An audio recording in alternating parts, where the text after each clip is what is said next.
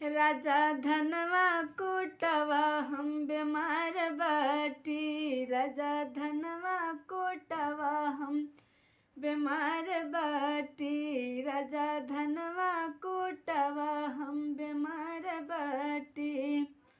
धनवा कोटाए रानी आगे कुछ बतावा। धनवा कोटाए रानी आगे कुछ बतावा।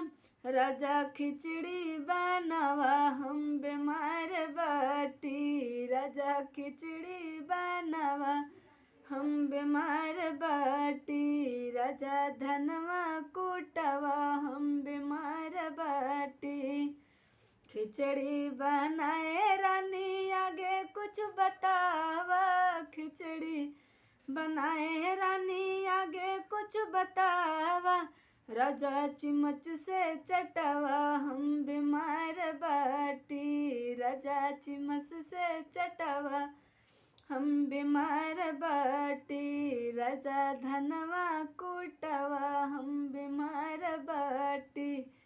राजा धनवा कोटवा हम बीमार बाटी। चम्मच से चटाए रानी आगे कुछ बतावा। चम्मच से चटाए रानी आगे कुछ बतावा। राजा खटिया बिछवा हम बीमार बाटी। राजा खटिया बिछवा हम बीमार बाटी। राजा धनवा कोटवा हम बीमार बाटी। राजा धनवा कोटवा हम बीमार बाटी। खटिया बिछाए रानी आगे कुछ बतावा। खटिया बिछाए रानी आगे कुछ बतावा। राजा घोड़वा दबावा हम बीमार बाटी। राजा घोड़वा